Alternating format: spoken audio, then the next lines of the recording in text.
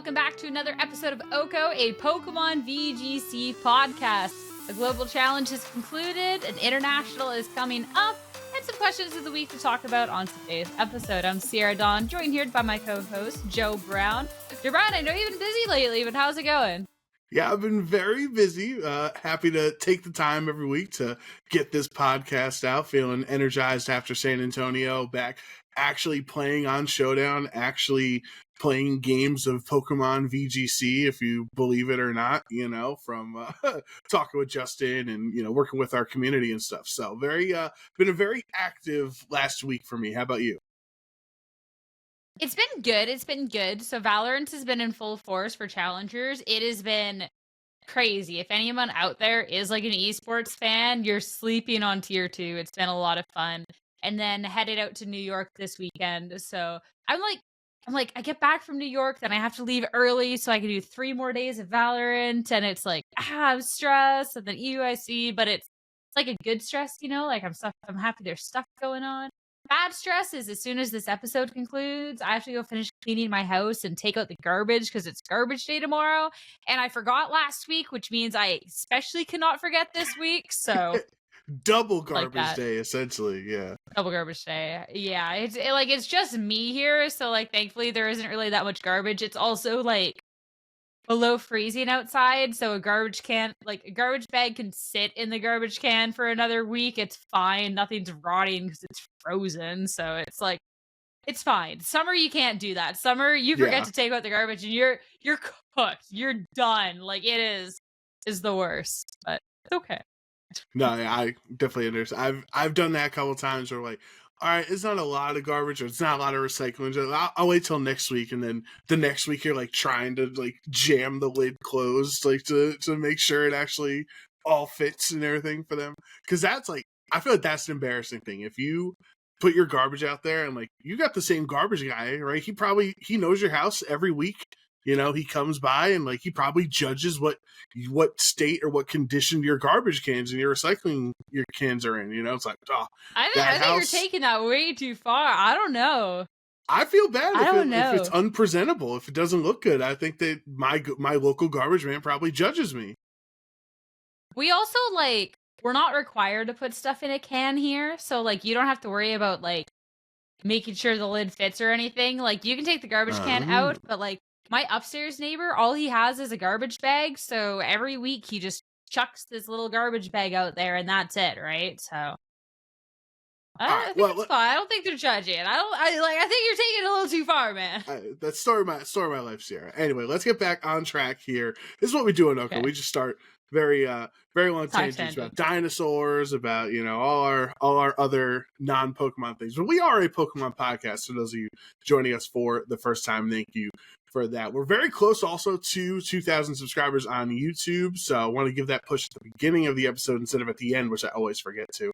If you are new to the podcast, subscribe on YouTube, and when we hit that 2,000 subscriber mark, it'll be fun. I don't know, we don't have anything planned. I think it'd be fun to hit the goal. But we did have a global challenge just happened.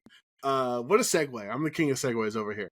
Yeah, that was it was up there. That is of all the segues of all time, it was certainly one of them. It was in consideration. Yes. So I have not played in the global challenges for a while, just because just want to keep my sanity, and I'm never really too invested in shiny Pokemon or anything like that. I don't know. I don't know the last time you played a global challenge. I know it was definitely more recent than me, though, right? Yeah, so this was the first global challenge of this season that I did not play in, because every other global challenge we've had, it is the same thing every single time for me. I'm like, okay, I'm going to play in the global challenge and I'm going to commit to playing all the games. Then I'm like, I don't have a team. Okay, I can't really be bothered to find a team. Plus, you can't use rentals for the global challenge. You actually have to make the team, which then I'm like, I'm doubly not invested in this. So I'm just going to use this same team that I've built to have our fun battles with, which is this Yanma Garchomp team. So not good, right? And then I just locked that. And then I play 3 games and I stomp everyone with Yanma Garchomp. And I'm like, this rocks. This is easy. I'm about to cheese my way to the 1600s. And then some nonsense happens. Someone's playing a cheesier team than I There we am. go. Good correction. And Good correction. yeah. And then I just get mad, and then I turn off the Switch, and I do not think I've made it to 5 matches. I think 4 is like the max that I've hit in every single global challenge before the Switch is off, and I do not play another match.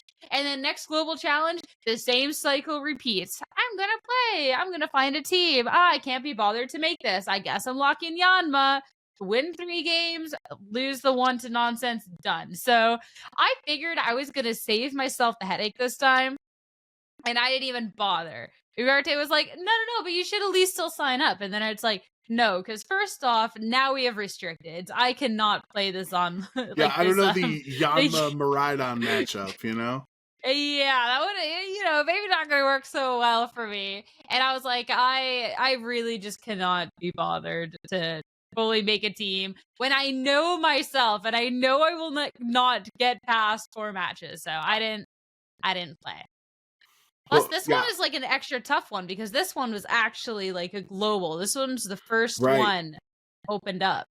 With all the Japanese players that are playing, because they use these online events to help qualify for some of their live events over in Japan. But I do want to give a shout out to Victory Road and to the players that perform well and like tweet out their teams. I think a lot of times the GCs lack buzz because everybody is like, oh, God, finished 1775 with my team, but I'm saving it for X event or something like that, right? So a lot of times people don't actually show what their teams do. But because this is Reg G 2.0 and there's already been a format that's been around for so long, I think people are much more willing to release their information. Like the Tang Gang crew already released their team that won in San Antonio, all the EV spreads and everything, so people can copy those and learn how to play with that team if they want. So I think this time around, we actually have a lot of information from these top players, which makes it easier for if you're trying to team build, if you're trying to learn how to play to make a strong team, you can just kind of try to emulate some of these top teams. This is crazy, by the way, between first and second, how close this was. 2 points difference. But yeah, each one of these is actually linked to like the players' Twitter where they're actually talking about the teams. I have to say, really good representation from like any championship point circuit, taking a decent amount of the top spots. So the first place hasn't been public yet, so we know the amount of points, but that's about it. But then going down, it's a lot of championship points until we start getting into the Japanese players that are trying to qualify for their nationals and stuff. But I think to an extent, like once you're at this point, something that is going to be making a big difference when you are seeing these sort of results is once they know that they've locked something that is going to be safe, why are you going to play more games so that it's not safe, right? Like, right, so you don't fall risk behind. So I think too, that's going to be another reason that we don't see this 1760, push up to this top spot. But yeah, some already familiar names from like our own circuits. Carson at 6, Suika at 4th gear, Alex Underhill 10th, Francesco at 7th. Paul so like Chua. good stuff there. Paul Chua getting 130 CP's 20th on the list on the right side.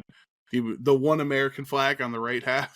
There you go. Yeah, there we go. Not a bad day's work to get, just play a couple clocks of VGC on the weekend and get 130 CP. It's really, nice when you're trying to chase for that info. I did want to take a look at 3 teams because I looked at this beforehand, Sierra. The first one is Tapo Wapo in second. If you want to click on their Pokeball. It's always nice when they show the final standings. So Tapo Wapo is always like upside down. It's a very funny bit on Twitch.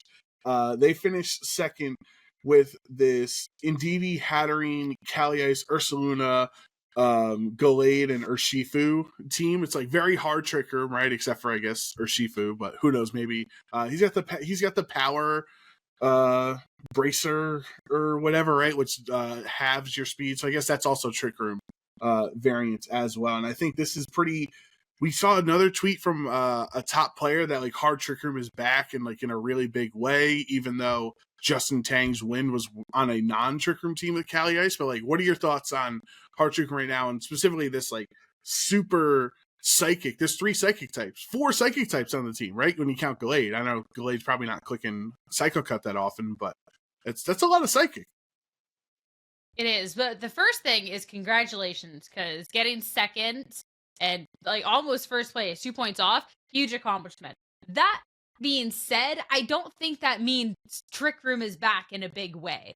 Like, I think if that is a statement that is unrelated to this sort of stuff, that's a different conversation. But when you're looking at the global challenges, you're looking at best of 1 closed team sheets. So teams that the opponent, like, it might be a little bit harder for them to kind of play around. We don't know like the exact spreads or anything else on this team. We can see the items now. When you're playing up against somebody, they wouldn't have guessed like what this Urshifu has, right? All of these other little things. So I think that's something that in a best of 3 with open team sheets that maybe might start to falter a little bit more for a lot of people that are maybe playing Trick Room, to where we don't see it back in a big way, right? So this is still an incredible accomplishment. Do not get me wrong. I think Trick Room for a global challenge is definitely one of the places where it's at. That is not fun to go up against. I load in, I see a Trick Room team, and I'm like, oh man, I'm about to take a loss. But I don't think it quite correlates to the best of 3 events. But if people are, maybe taking inspiration or thinking it's Trick Room time to shine, like EUIC is right around the corner. I just don't think it'll fully stack up, or like at least there needs to be a little bit more dimension to the team where you got those Zoom room teams, you have the different modes, that sort of stuff. I don't think just a solo Trick Room team is gonna win. Yeah, I definitely agree with you that I don't think the global challenge is indicative of the meta. Like I said, I was just seeing tweets of people talking about the meta in general, like unrelated to the global challenge and how hard Trick Room is really strong. Okay. But when you look at this team in specific with all the psychic types on it, I agree with you that people probably didn't expect Urshifu to end up being slower and usable in Trick Room. I do remember Brian Collins played well at a regional where he used this variant of Urshifu that was like a Trick Room just powerhouse and everything. And the best of 1 is probably the best aspect of this Trick Room for Tapu Wapo, who he's a hard Trick Room ladder warrior, right? Just like all day, every day streaming with hard Trick Room teams like this. So you're very comfortable in an environment where your opponent is inherently uncomfortable because they're completely lacking all of the information. What's the Indeedee set? What's the Hatterene set? What's the Akali Ice Terra? What's types? Right, exactly. All of this stuff. So that can definitely help. But, obviously you're facing players all over the world, so it still worked out to, like, you can't cheese your way to 1809, right? Maybe you could cheese your way to 1650 but like Tapu Wapo had to have some type of skill in these best of 1s to come out on top. Oh, 100%. Like there, as you said, there is a level in which you can cheese. And then there is beyond that, that is where you're going to absolutely be humbled if you try and cheese anymore. So yeah, getting second place, that is not you cheesed your way there. So congratulations there. Yeah, and so our second team I'll take a look at is from the Sacramento Regional Champion, Carson Confer. So he finished 6th place with a 1764.8 finish, compared to Francesco Piopero from Italy with 1764.7. So literally a decimal point difference is what gets Carson 6th instead of 7th. They're both top 8, so it doesn't matter, but it's just funny how close the margins are here. And so Carson just sticking with Dondozo, even in a restricted era. We know he played Dondozo as well, a billion times already, but like, this isn't so much about Carson's teams here. It's more about like your mindset. If you're willing to play a slow, drawn out strategy for 45 games of a global challenge over the course of a whole weekend, like you have to dedicate a lot of time already just for the whole weekend. Now you got to dedicate even more every game because of how long the games potentially might play out. But this is where it's interesting though, because this conversation, how this is starting, reminds me exactly of the casters conversation about Dawei C's team. before their stream match, where we didn't see the Dondozo strategy come out at all. We didn't see any of this, like, these are going to be slow, excruciating games. We saw a fast mode pivot because there was options on the team to allow that, and Carson's team having that as well. I think this type of team is also inherently nasty in any sort of best of one closed team sheet environment, because your opponent, if they just disrespect Dondozo and you bring the Dondozo, well, they're done. If they respect the Dondozo and you're like, nah, I'm just gonna lead Chiyu Fluttermane GG's, you're done. If you respect the Chiyu Fluttermane, all of a sudden you might have something that's gonna get absolutely bodied by this Miraidon. Like, this is like, I wouldn't say 2-2-2 because it's not quite, but it kind of reminds me of that in terms of, like, if you kind of lead wrong into it, it's not gonna go well. And in a global challenge, I think that is just so aggressive. And then obviously being such a skilled player to really, like, take advantage of any of those leading mistakes and then just be able to outplay in the other games. Like, yeah, 6th place, checks out. Yeah, it's almost 2-2-1-1, right? Like, it's not 2-2-2 because Miraidon Dragonite aren't necessarily a core the way Chiyu Flutter and Dozo Tatsugiri are, but like, yeah, they like kind of complement each other. At least Dragonite physical attacking dragon and Miraidon special attacking dragon. So him hiding the held items on the side of the photo there means Carson's got some intentions, maybe going to EUIC, trying to run back the same 6. Don't want to reveal all the information, you know?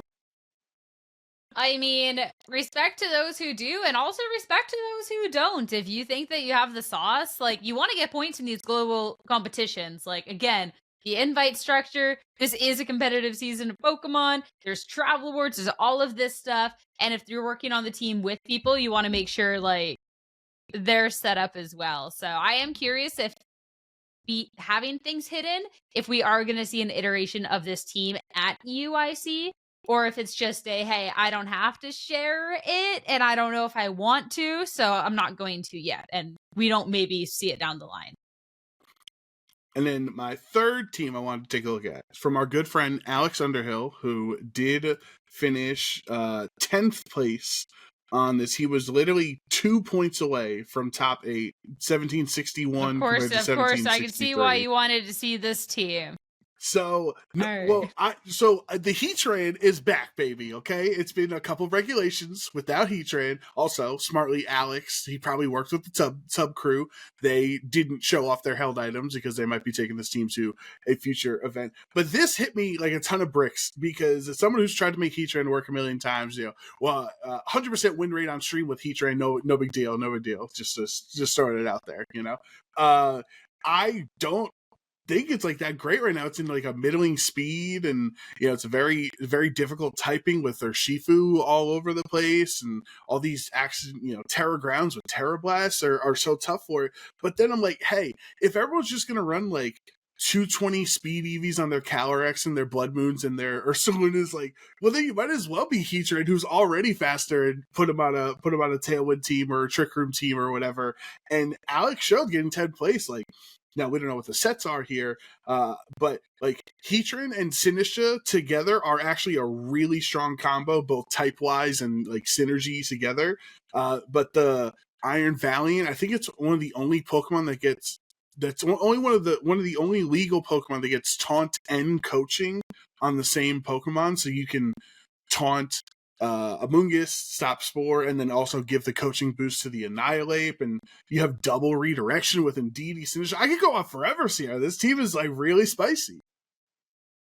This is definitely one of the more interesting ones that I've seen, especially too with us going back to Regulation G. A kind of worry was like, like how much we be cooking, and as Bruno saying, like, yeah, like his behind there can cook with a picture of Curious George Kitchen for those who are Spotify only listeners over here. But no, I know, like, the second EUIC starts, you're gonna be like, is there Heatran? I need to know, is there actually Heatran out there? You need to know. But no, I vibe with this. I would have loved to see like this play out. I'd love to see if it actually is something that works in a best of 3, but it's some spice. Also, imagine, because the one mistake I always get flamed for from when I was on SME was expanding force Heatran, which I didn't even do. The machine froze and stuck on expanding force because Iron Crown was in that spot before or whatever. So whatever. I always get memed for expanding force Heatran, right? It was like a 4,000 like tweet about it. Imagine Indeedee and expanding force Heatran on the same team here. Like, that'd be kind of gas. If only it actually was a thing. If only. Yeah, unfortunately, also, you didn't will it into existence hard enough.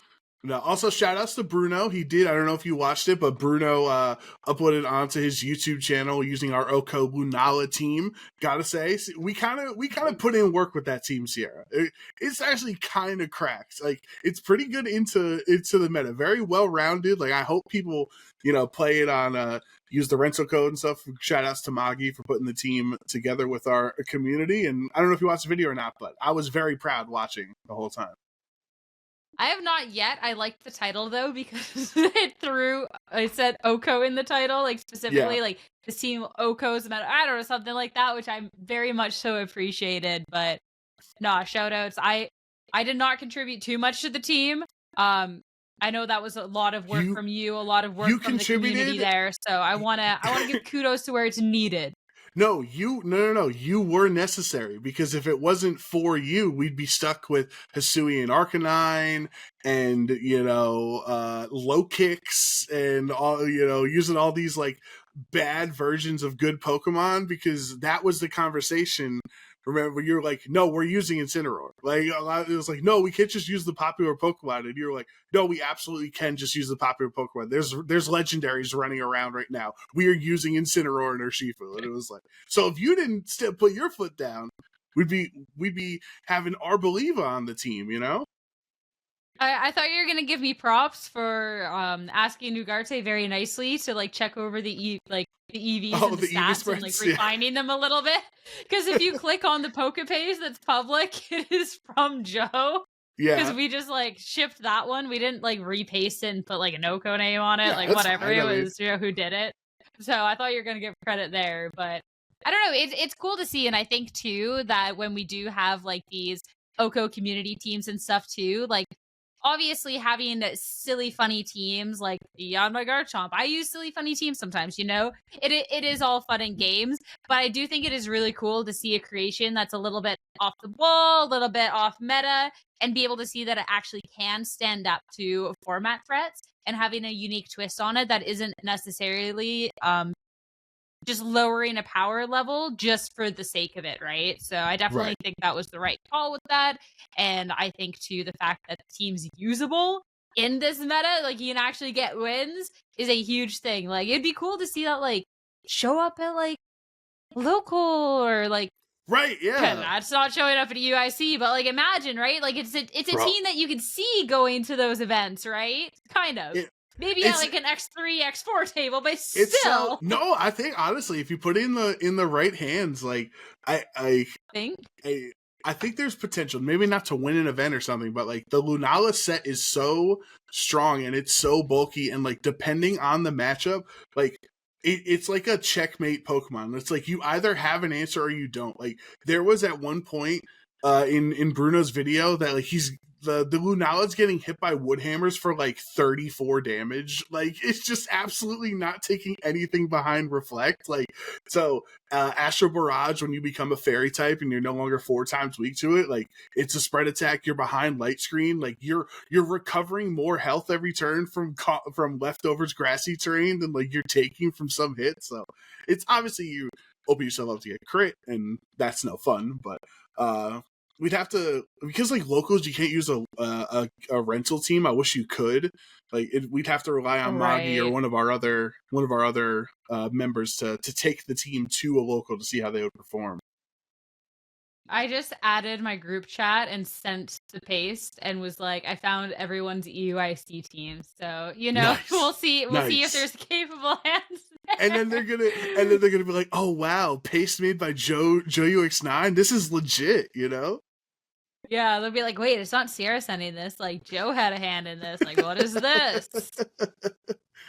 I don't know, maybe. Do you have any other thoughts on the global challenge, or you move I on? just have to say, the one thing I was kind of disappointed for, you mentioned like only time people playing global challenge, etc., for like shinies, and that was something we got to see in Sword and Shield. Was there ended up being three of the global challenges? You got one of the Galarian legendary birds as a Right. shiny, which was a really cool thing. You had to do a minimum amount of battles. You got the shiny, and then most people just didn't play the matches whatever after, because like whatever, like the people who need the points for qualifying get it, go on. So there was conversations of like maybe there being like the Legends of Ruin shiny or something Right. like that, and nothing happened. And I just have to express like my utmost disappointment for that, because shiny like Chiyu looks absolutely amazing. Shiny Qianpao looks terrible, but I'd still want it. I think shiny Wo Chien, isn't it like autumn colors or something? Yes. Like Yeah. that'd be It's awesome. absolutely sick.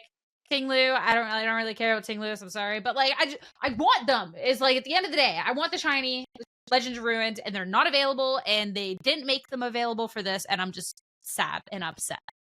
Yeah, I think that's a fair criticism, that they're going to have to release the shiny versions of these Pokemon at some point, right? So, like, the question is, if not now, then when? And unless, maybe we get an additional season of Scarlet and Violet or something with 4 more global challenges next season, then boom, there's your answers, one per shiny. But it is hard to compete with the Galar Bird shinies, because they're so sick matching the original Kanto versions. Yeah. Whoever said, hey, this is what the shiny palette should be, like they should get a raise. They absolutely popped off with that. That was such an incredible idea. It's just like right now, like why little side tangent, I'll keep it short, but like Yeah. why can't we just have the nice shinies to use in the game while they're legal and everything else? Because I think we will have Scarlet and Violet for another year. Like I think our next World Championships is going to be our last one for Scarlet and Violet. But like unless they release them sooner rather than later, like we're getting to a point like Wo-Chien isn't the most viable. If we keep buffing power levels to go to double restricted, like some like 2 of them will be, but like that's gonna be it. And if we move on from Scarlet and Violet and they're still not out, well then we now can't use them in competitive unless those are actually in the next game, which then like will they be, or when will It's that not be? a You never guarantee. know. We don't even have Tapus right now. So like that's my frustration. Like I don't know. I loved when more things were included in the game. I liked it when distributions were sooner. I wish that you just had it for the global challenge now. And it's going to be way too late, and you have to go to a GameStop and hope that they give you a code, and they either give you none or they give you 20. Like I just Yes, that's one been of my those. story. Yeah, no, I Yeah. completely agree with you. I upvote your breakdown there, because it is very, it's very frustrating for, like, that's another way to get casual players to play in the global challenge, right? If they just want the shiny ruinous Pokemon like they did for the birds. Excuse me. I don't know if they'll ever add those missing 200 Pokemon to the decks, because that's like another thing they could do. If there's another season, they could add that and then give some of those, the Tapus as shinies, or the XYZ legendaries as shinies, because they're also not in the game. I'm not sure, but yeah, like right now I don't have much of incentive if I'm not going for a Worlds invite, and I also don't want to get memed on by crazy teams. Like, I don't have much incentive to play in the global challenge, Yeah. where shinies would Or give me that. what or what they could do if they don't want, if they're like, because like the one reasonable concern that I have is for the global challenge, this is for championship points, and for any Japanese players, this is for their invite for nationals. So not having the first day be a bunch of meme teams so people can get their shiny and whatever. Okay, maybe then don't have the distribution that way. Why are we just shiny locking everything with the games now anyways? Why Yeah, not? You just let us hunt them. You had to do the whole little thing with the little swords to go find them in the den. Make people do what they did in the good old days. You save right there. You encounter it. It's either shiny or it's not. You reset the switch and you keep going. Like you were allowed to do that with like the Reggies, like the right. Regieleki and Regidrago. in Sword and Shield. Why can't we do that here? That would even just solve all of the issues. Like, I don't know. I also like your optimistic approach to the shiny odds. It's not like 1 in 4,000. It's 50%. You know, it's either shiny or it's not. You either get it or you don't. We My odds more than once I've gotten it on the very first encounter. Like, I've gotten a shiny Rotom very first encounter, shiny Shinx first encounter. Like, it truly has to be 50-50. We did get a lot of, I don't know if you saw that segment with the shiny, the interview with the shiny hunting players, and it was at the end of day 1 in San Antonio. We did an interview with them, and there was like 40 people, like all with these old Game Boys and like like Nintendo DS's and like SPs and playing old games, and they all had base odds, you know, whatever it is, like no certificate, no increased odds, and they were all like working together collectively to kind of like, you know, spirit energy, help everybody increase the odds of a shiny showing up, because it's like 1 in 8,000 or whatever is the normal odds, right? I think it's like 8,196. Right. And so by you playing by yourself, it's going to take you forever to get that. But if there's 40 people all resetting on their cartridges at the same time, and in that hour, they did find 3 shinies between all of the people, and it was while we were recording the interview too. Somebody found a shiny. Shout outs to Billy, who found a shiny Liepard in Pokemon Black, and he caught it like during the interview and stuff. It was really cool. And I don't know where my stories go with that, but yeah, let us not have locked shinies. Let people have shinies if they want. They're so fun. They engage. They have good stories on the stream, because like, you don't like shiny Incineroar, I do like shiny Incineroar, right? So it adds conversation and stuff. Well, it's like, it's just like, just let people enjoy the game. Like, it's like how they started shiny locking the starters. Yes. And some reasoning that people are saying is because they don't want, like, the game makers don't want you stuck at the very first point and not playing the rest of the game. I already gave you my money. What do you care what I do with the game from there? If I want to sit here for the next 30 hours resetting for something that's a little bit of a different looking, I just want this shiny, let me do that. Like, I'm going to do that later in your game at some point anyways. Like, and if I spent all this time resetting to get this shiny, I'm going to play the rest of the game. I just spent 30 hours of my life getting this shiny. Yeah, I'm going to use it, right? Like, exactly. And like, if you want to tell us how, like, or if you they kind of want to force your hand and tell you how to play the game, it's like, well, they make it quicker. Like, get the literally 30 seconds in, like the old days. Like, just get so you don't have to go through 15 minutes of cutscenes to shiny reset for your starter or whatever. Like, just a boom. All right, here's Professor Oak. All right, you're a boy or a girl. Here, like, walk down the hill. Boom. And then you check right away. Nope, reset. Boom. Like, people have done challenges I've seen on Twitch, like, when the games come out, like, where they do Nuzlocks of every route, but they can't move on from that route until they get a shiny. Like, it's their money. Like, I think that's silly. I think that's a waste of time. But like, let them get their shiny Rabska or whatever and live their life. I see, like, before, like, this is loaded for people that have maybe only known me, like, for VGC, but before VGC, I was a shiny hunter. I was a full-time content creator, and what I did was playing games, and specifically shiny hunting was that. And it was people who told me forever to get into VGC, where I finally was like, fine, because I'm bored of shiny hunting, I guess I'll play this instead. And then that's where everything, like, happened from there. But it was years of shiny hunting, right? And I don't know, it kind of sucks that, like, more and more is being taken away from that, because, like, there is a community of shiny hunters. There is people that is what they enjoy about the game. They sit there, they're relaxed, they're just chatting with others, like, they like that hunt. For them, that's exciting. And then they collect them, and, like, a friend of mine, I think, is almost like a couple Pokemon off of a complete living shiny dex, and it's all like Pokemon like he's hunted, minus, like, of course, distributions or stuff like needed traded. And, like, that is enjoyable, right? So just let people enjoy things. I don't know. Yeah, I mean, Okay. I still have That some ended up shiny. being a longer side tangent than I thought. I still have a shiny Entei from Gen 5 that I still like bring up every, through Pokemon Home and everything. So a couple of Pokemon that I always bring up. But that's enough about shinies for now. We talked about a global challenge, talked about shinies and everything. Let's talk about something on the horizon. EUIC, Sierra, you're gonna be there, but there's gonna be some stars, there's gonna be some big things happening at EUIC that we wanted to discuss. Yeah, so next week, though it'll probably be without me because of traveling, will be more of an episode for breakdown of the meta expectations going on. I'm sure Joe Brown's going to have two wonderful guests. I don't know, one or two wonderful guests.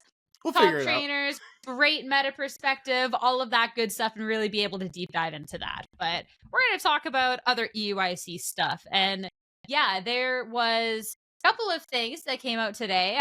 First off, Shay, awesome TCG commentator, said that he is going to be stage hosting the activity stage, which is something that they're going to be doing cosplay contests, meet and greets, all this other stuff. Whether it's in the same hall or different area hasn't really been said, but I think this is really exciting. There's been obviously more and more that's been added to these Pokemon events, specifically internationals and worlds, over the past couple of years, and an activity stage, and actually having slotted times for all of this stuff for an international. This one's more of a first, and it's pretty cool. Yeah, I do think that this is definitely a precursor of things to come, right? So also it's exciting for Shay in general because he's a great guy, very very entertaining. Is gonna kick butt Always hosting awesome this spot. outfits. Right, exactly. He's gonna dazzle on stage. So we're all excited to see what Shay does. But like, I think this opens the door to other creators and other personalities at future international events for Pokemon. Like, obviously Shay is a caster, right? So it's a 2-in-1 situation, but I think that there could be a world one day that this type of event is hosted by a Pokemon content creator that's, associated with the creators program or something. And that way it doesn't have to maybe, I don't want to say feel like double duty with the commentary team, but like it allows casters to just focus on casting and worrying about the game and not about some of the additional things. Well, Shay isn't casting. Shay is completely removed from the talent team from EUIC, and this is his only job. So that's don't have to worry about that. Weekend, yeah. It's a dedicated job, so you don't have to worry about that. I mean, getting other people to do it would be cool. Selfishly, I'd like it to stay within the talent team because then that means one extra if this is something that continues, it means one extra person gets to go to an event and we're getting like more and more people added to the team, right? So selfishly, I'd like it to stick with us. Then you can have meet and greets with those creators, etc. But it's cool because these internationals, there's more and more for spectators to do. And I've sometimes told people about regionals to come out to, and they go out. I mean, my own family went out to Vancouver to see me, and they go and they're just like, what is there really to do? Like, we saw the couple of vendors and now we're at the stage area, but we don't understand the game. Like, they like Pokemon, but they don't understand VG. And so where do they go from there, right? So I think it's like a trickle down. The last couple of worlds, there even this past worlds in Hawaii, there was like the meet and greets and all of this other stuff that they did. Now, if internationals were doing more, then that kind of opens the way for maybe regionals to be doing a little bit more of that one day. But then it's also obviously a logistics thing with if we're getting more and more people there spectating for all the extras, while there's still a competition happening, at what point do we just split them up with different halls? You're repeating a tier. If you don't, it's over there, Yeah. No, I get what you're saying. I do wonder, like, because what's the word I'm trying to like content creators are allowed to co-stream events, right? That was the word I was looking for. Like, you've done it before. Yeah. Aaron co-stream San Antonio. A lot of TCG's players always co-stream the regionals and Japanese events and stuff like that. And like, I wonder, is this new position with Shay, and it's on a separate stream and everything, and there's going to be a lot there's obviously different content. Is that like in addition to the broadcast? Is it a distraction from the broadcast? Like, are people who don't care about legendary Pokemon and VGC, are they going to watch Shay stream because it's more towards that? And does that take viewership away from the other stuff? Like, does this lead to like a style of a watch party, like an IRL watch party live stream instead of just being at home? Like, you can get big content creators together in person, like how League of Legends does, where they have their co-streamers in the building sometimes to add to the hype of the view. Like, I think that this does lead to some very interesting, projects down the road. So my understanding of event logistics in general is there is not a separate stream. This is entirely an in-house thing. This is not going to affect the broadcast or in any sort of way other than a positive, maybe some pre-recorded stuff that they then play. Or It's a break time and they're about to start their cosplay. Like, let's check in over there, and it'll take over like any part of a break, which would only be beneficial. I would be very surprised if there is a separate stream at any point. I think this is all for like in-house excitement. It's someone who, especially like on that Friday and Saturday, they're not quite invested in the game quite yet. I mean, there's not as many spectators on those days for the actual game. You're still pretty early in the tournament. Stuff would more so happen there, and then you have an MC to make that part of exciting. But I think it's completely not a broadcast thing. Okay, then I misunderstood. I thought there was some aspect that was going to be live streamed of it too. So that's on me for like, I could be wrong, but I don't think I've ever seen an event where a position like this is broadcasted beyond, like I said, snippets to play on the broadcast when we need it.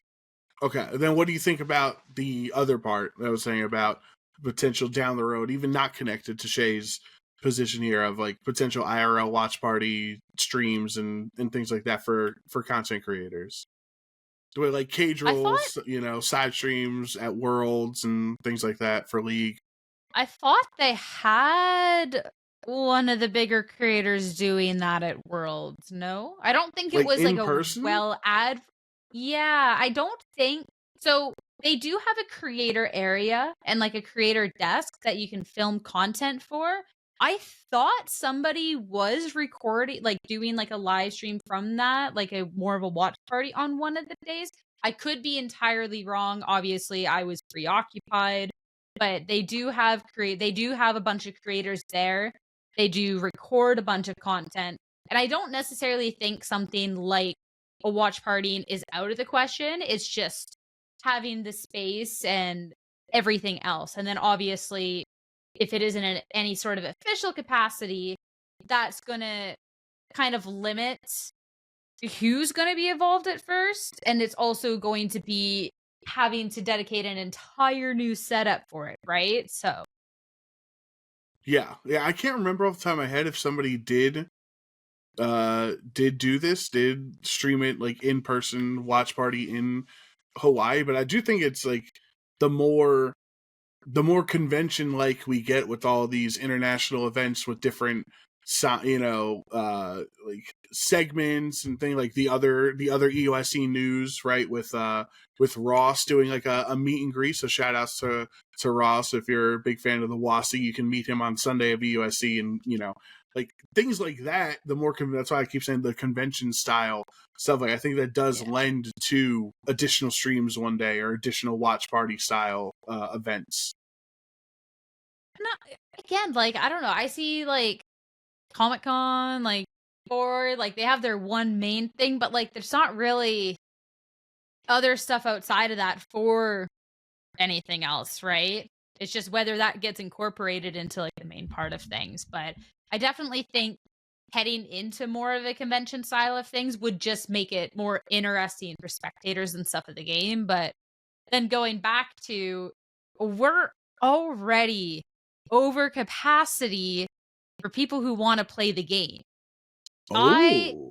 This is the dilemma. I love the idea of more convention stuff. I want more stuff for people to do. I want people to get their money's worth. I want Pokemon fans to be able to come together and have a good time and have all of these different things. And not everyone is a fan of the competition, but they're still a fan of Pokemon, and that's awesome. But if in the current state, this is a competition, Well, now it's taking resources from that when we already cannot handle the supply and demand of how many people want to compete and can't. And as it is, it's not like people are currently dropping out to go do the casual stuff. There's still people that are competing. And that's going to be an issue if we keep adding more convention stuff, if it's taken away from the competitive part when that's already suffering. Yeah, I think it should be a really delicate balance that that Pikachu's gonna have to figure out, because we're already having these issues, as you said. Like, I think there's like 4,000 people signed up for TCG at EUIC, like the biggest event It's crazy. ever, right? And so let's say, for argument's sake, NAIC, for argument's sake, let's say 10,000 people competitive related will be there. I know that maybe not a real number, but you got parents, you got other people, whatever. Argument's sake, 10,000 people. That's what we can hold in New Orleans, right? For just our 4 video games: Unite, Go, VGC, TCG, and parents and staff and friends and family, whatever, and vendors, whatever. And now, like, let's say gets added on Saturday, like, oh, Q&A segment with one of the producers of the anime or something, and like, oh, meet and greet with the voice of Ash Ketchum or whatever, right? Like, all these things get added on like they would at a convention, at a Comic-Con style. Like, let's say there's 2,000 people that just want to go to New Orleans to meet the producer and meet Ash Ketchum and get Junichi Masuda autograph and all these things. Like, well, does that mean our competitive cap is now 8,000 to account for those 2,000 non-Pokemon fans? And it's like, oh, well, you're hurting the competitive base, but then again, Pokemon's one big happy family, and what is good for one side helps the other. So, like, I think it's a really tough decision that they have to make on, like, how open, how much do they want Pokemon Worlds and international events to be convention style, like because you think about it, there is information that's revealed there, right? Every year we get the new TCG mechanic, and we get the World's location, and also, like, there is an E3 or there is a Comic-Con like aspect of Worlds that it is important for you to watch as a Pokemon fan outside of the competitive aspect, because of the news that gets revealed. So it's a good thing I'm not in charge of it, Sierra, because I don't have a good answer. I have a good answer. Gosh darn it. All right. So, first off, because again, like, I feel like when the origin of these events is, like, EUIC stands for Europe International Championships. This is something to build for compete. I don't think you can diminish the competitive side for that. I do think that in a few years, especially with the game keeps growing, there does need to be a restructuring on who can compete at the event, probably with something that is having to qualify for it. I do think that has to be something down the lines. I think the growth of the game is unsustainable. It's amazing that so many people want to play. I love that. Unfortunately, like, we can't account for 10,000 people competing in one game. There isn't enough grounds to twist, nothing. So I think in a few years, I would likely guess that we're probably going to have qualifications for that and diminish the number there. But as it stands right now, we have a lot of people that want to compete. I think we just need, like, not even bigger convention centers in terms of a bigger hall. You need to have multiple halls. Similar to Worlds, there was a hall for competition. There's a hall for these areas. Like, that's what you need to do. People who compete, they automatically, like, their badge counts as spectator into the other hall. So if they're done competing, they can go there too. And I would also, I think, on that same aspect, like, the halls can't be too separate, but you can have, like, the stage maybe in that area. So, like, watch, like, you can, I don't know, like, the logistics on that. But regardless, I think you just need more halls.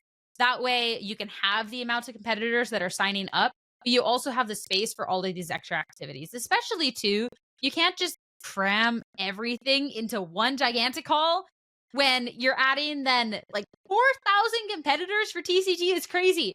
And you know what that's going to look like? That is tables on tables on tables on tables. And then everyone crowded to the side and you can't get by. And then it's tables and tables and tables. If you're a spectator trying to see all of the cool stuff and you have to walk for 10 minutes past tables, to see one thing. That is also not an enjoyable experience if you're And trying to there's push still past all these only people. one bathroom, and it's 20 minutes away. And it's not enjoyable for the competitors if they don't even have any room because there's these spectators. Like, you need different halls. You need to have all the room for the stuff, and then you could really truly expand with what you want to do. That's when you can start having more side competitions, cooler side competitions. Bring the open back. You can have more of these guests. You can have these competitions. You can have more art. Like, Worlds is really good at splitting that up. Internationals, I don't think, has been the best so far, and I think that needs to be the next change to see this not be kind of hurting both player bases. So let's continue this conversation with one of our few questions of the week. Not just questions. Yes, listeners, we're choosing multiple questions of the week just for this weekend because you've all been good, so you deserve multiple questions. And this one is from Broke Okie. Where do you realistically see VGC being in the next 10 to 20 years versus where you would like it to be, and what can be done to improve it as a whole and help it reach those goals and milestones you want it to meet? So, I guess where do you think it'll be versus where you want it to be is kind of a tough question, right? Because ideally you would want it to be where you think it's going to be, so it's kind of tough to answer. Yeah, so I'm going to speak in a perfect world sort of scenario, and we kind of pick apart from there. But realistically, the more people that play the game, it's just an awesome, cool thing. I'd love to see the game grow. As the game grows, you're able to have bigger, better competitions. You're able to have more prizing. The skill of the game only increases. You get more viewership. It's just a very, very cool thing. So regardless of anything else, I want to see the growth of the game. That is the ultimate thing. I think realistically, if that is the goal, is the growth of the game, we can't have open entry tournaments, at least not large scale like the internationals. Not because I don't want people to be able to compete at internationals. I think realistically, if you're looking at the amount of people that want to play and you're looking at wanting to have even more people, it's just not an option. Even we're having that issue with regionals currently. So you either have to add more regionals, and then you have to have a point minimum to be able to qualify for an international before a certain cutoff date, or to have won, I would say you either have to have a point cutoff or you have won a league cup. I would say either of those two. So you win a cup, you're good, or you're at minimum points, you're good. You get to register for the international to keep competing, because it should be you should be able to get in if you're actively chasing an invite and all of this stuff. I think that would also then encourage, if things like league cups and victories are a valid way to be able to attend an international, and also very much more needed for points, because if you don't have enough points to make it to the international, you need to get them somewhere else. It should help the local scene.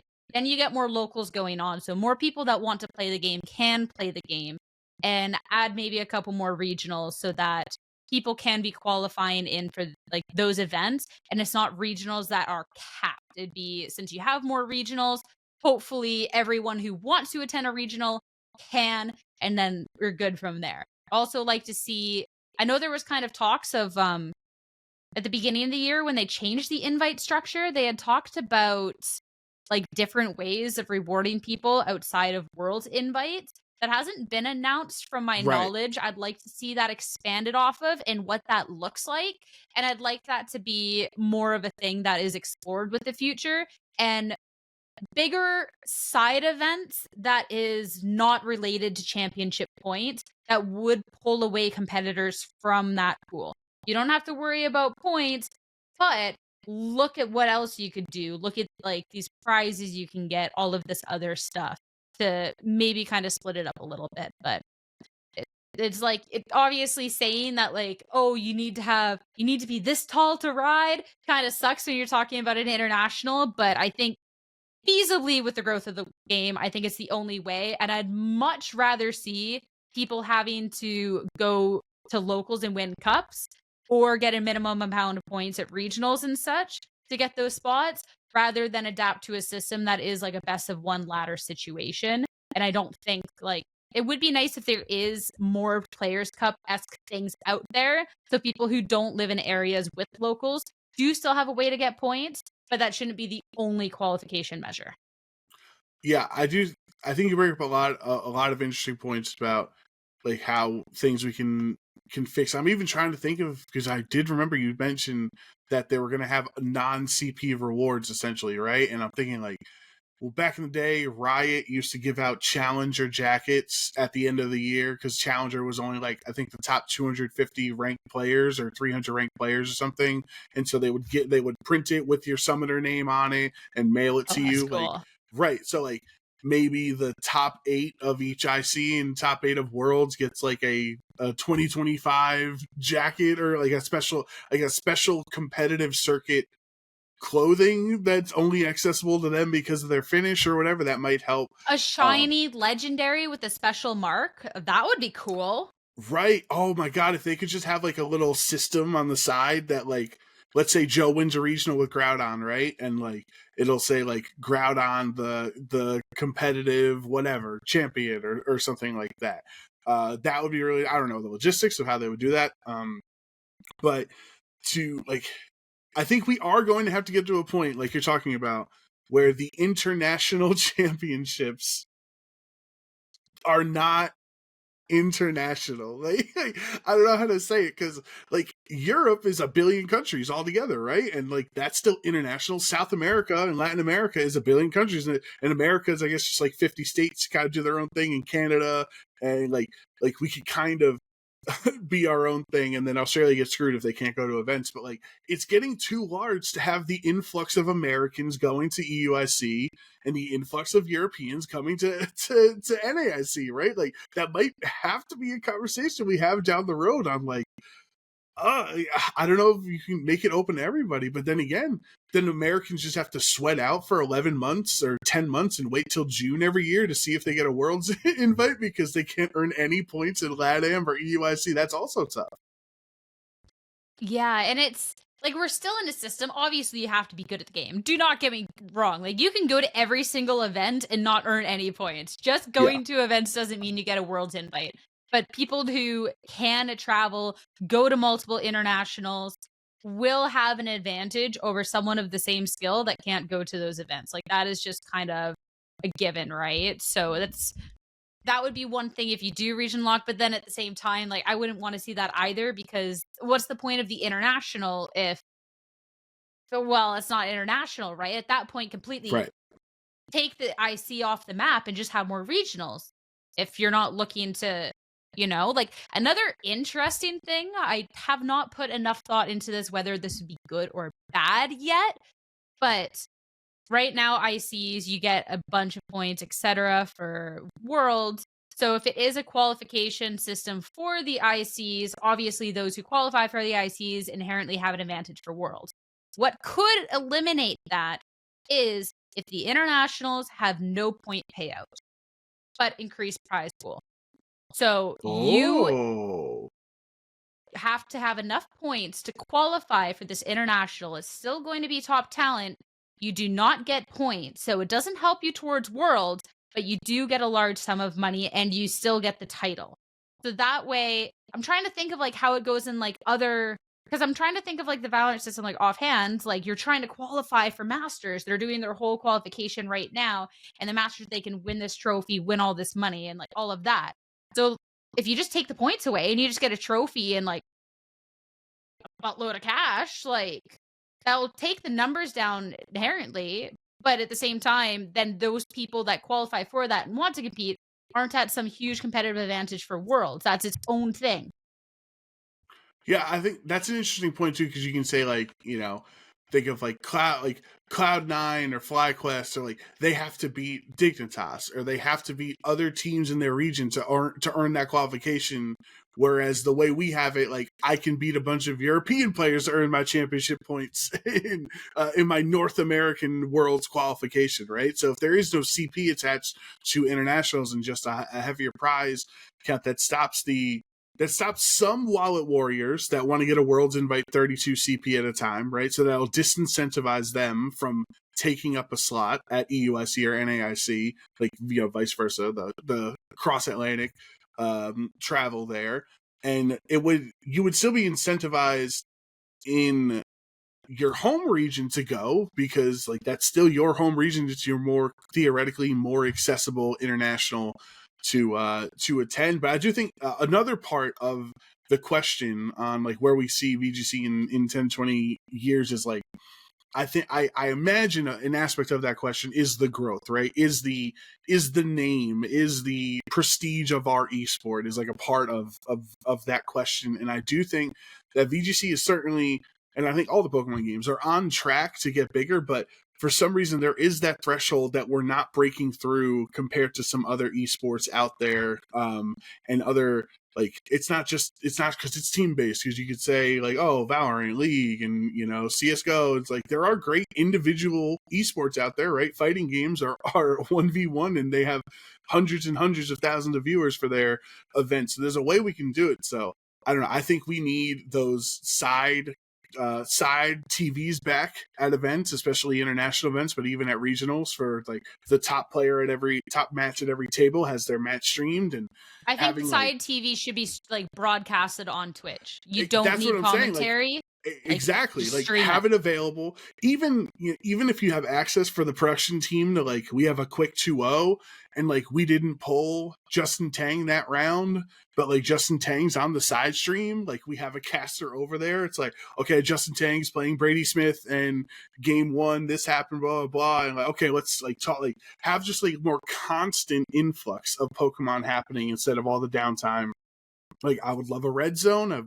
We've all talked about how awesome Pokemon Red Zone would be, where you're switching between TCG and VGC and Go, and having a talent from each of those the disciplines to discuss the craziness that's what's happening. Like, I think there are a lot of things that can grow the game, but I do think it's more the thing that makes us like I don't know what tier we are. Let's say tier 4, tier 3, tier 2 esport compared to the tier 1s is like just the general gaming recognition. And there has to be a way to make this game more accessible to viewers. I'm not talking about players. 30 million people bought Scarlet and Violet, so clearly we don't have a problem with getting people to buy to play the game. We have a problem with getting people to watch it, because they make hundreds and hundreds of millions of dollars on the card game, and then there's only like 4,000 people watching the card game regional, right? So like there has to be a way to convert these players into viewers, and I think we will eventually get there. I don't know.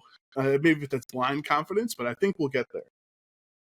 I mean, I think a big thing of that too is when you're looking at other games, not always, and like there is definitely growth in like Smash, etc., that is not just name recognition, but I think it's also the stories and the players and the airtime that they get and what they do outside that makes a humongous difference. Like Wolf, for example. He's on broadcast, the numbers go up. He posts anything about VGC, the numbers go up. He is a recognizable name, someone that whether you love him or hate him, you are invested in what's happening. And for VG, there's definitely a few people that are like that, but nobody has that same level as Wolf. I don't think anyone's going to have that exact same level as Wolf. Do not get me wrong. But a lot of the names that there has been a story about, or even still people talk about, we don't see them as much, whether they're not competing as much, whether they don't do as much outside of the game, whether it's just a location where they live in terms of the broadcast that we're then seeing. And I think a lot of storytelling too is obviously we need to know what's going on with the meta. We talk about the Pokemon.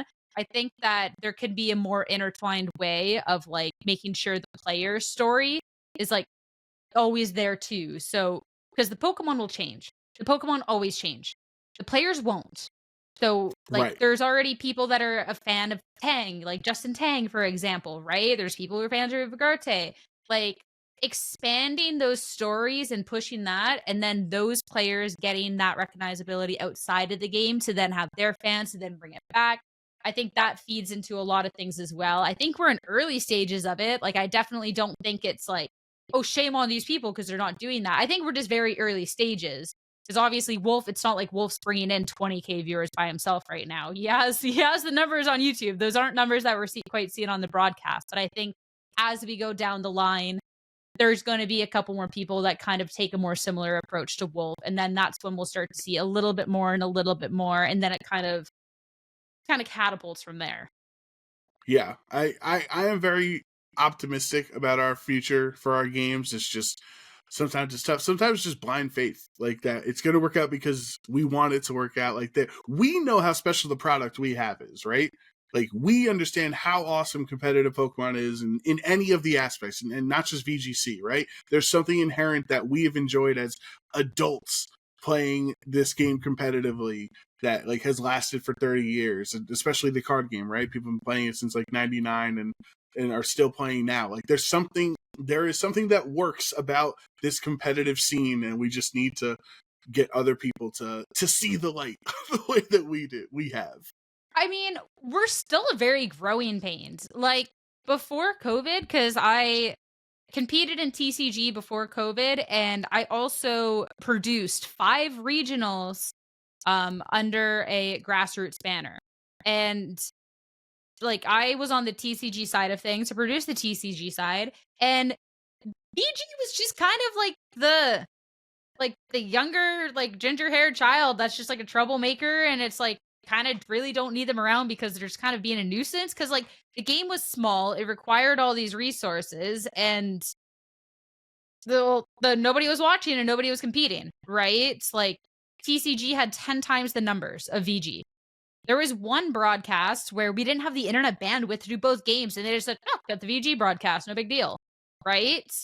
So where that was before COVID into where things are now is exponential. Like that is humongous. And I think that's something too that when we talk about the growth of the game, like things have grown really, really fast. And I think a couple years down the line, like I don't think if it's a matter of if, but when. I don't think like there's obviously things that we can fix. Like I do think that the downtime is actually one of the biggest killers too. I do agree with you on that. When I watch a Street Fighter event, Sierra, it's literally game, next player stands, puts their PS5 controller in, game, next player stands, puts their controller in, game, and the only breaks are scheduled breaks because they have to run like a Red Bull 3-minute ad or whatever, right? Like it really is.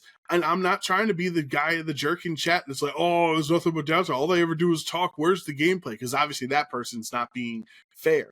But if we could go from our stream round 7 match A immediately into B, which is the first stream TV table 1 or whatever, and then if that one ends, okay, we'll throw C in there. I don't care if we're in the middle of game 3, like no context. Let's just keep giving content so people continue to watch, because I've been at home where I've turned it off because I'm like, oh, well, I know there's not going to be a match for another 25 minutes. Like I'm one of my own enemies here.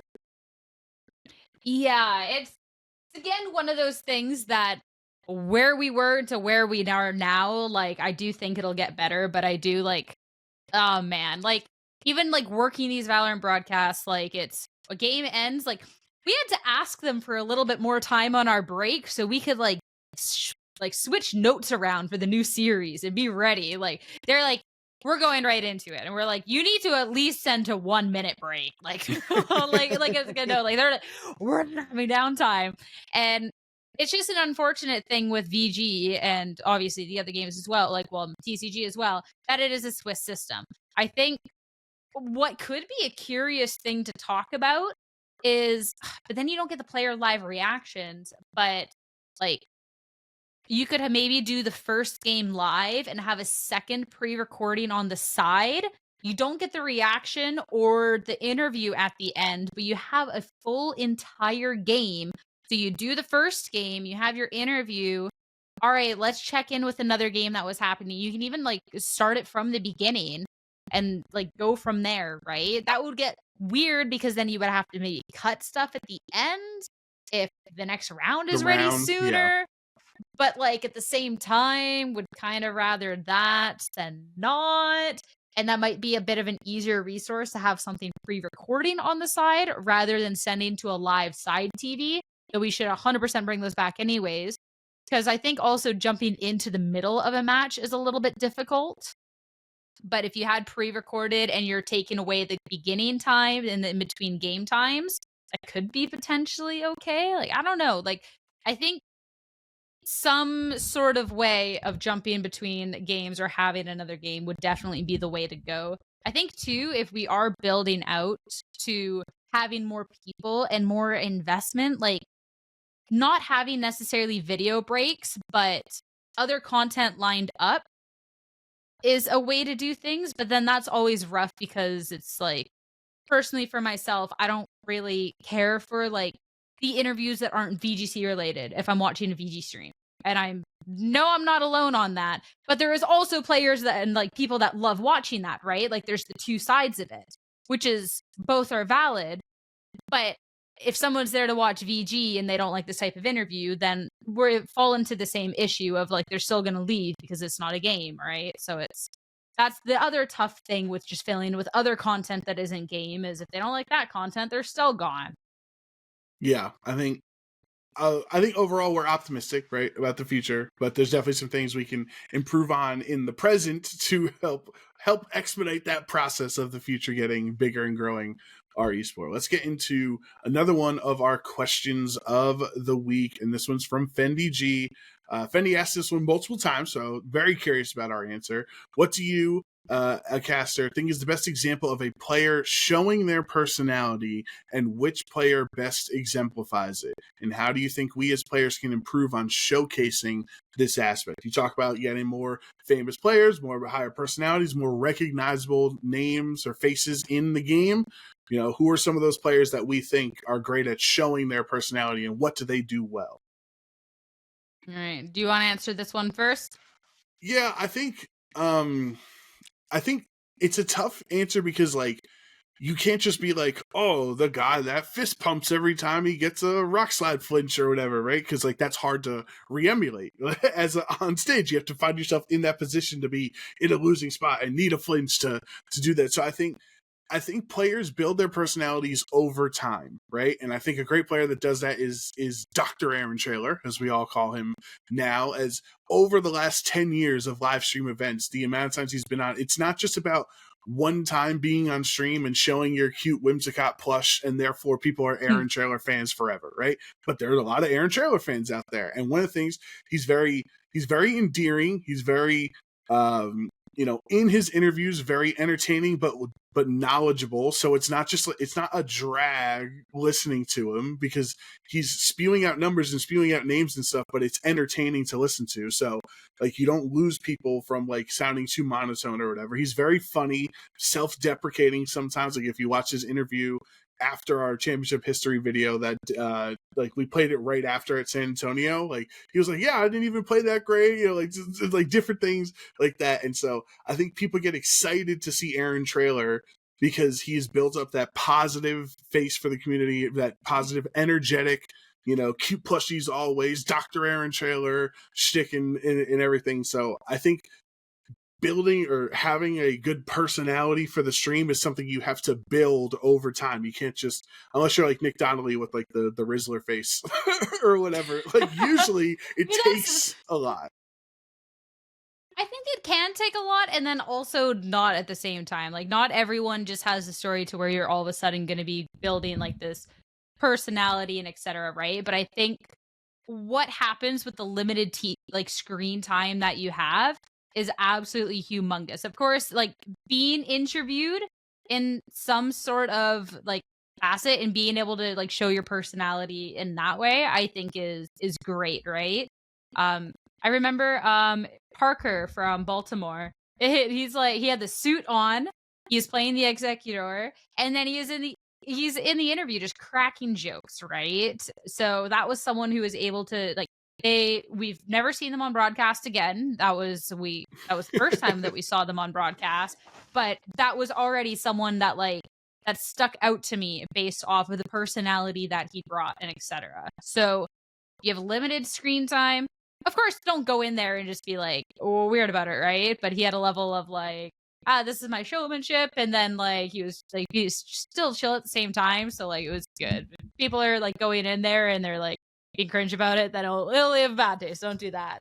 I think too, like the little actions, especially on broadcast, even when you aren't winning, are absolutely humongous.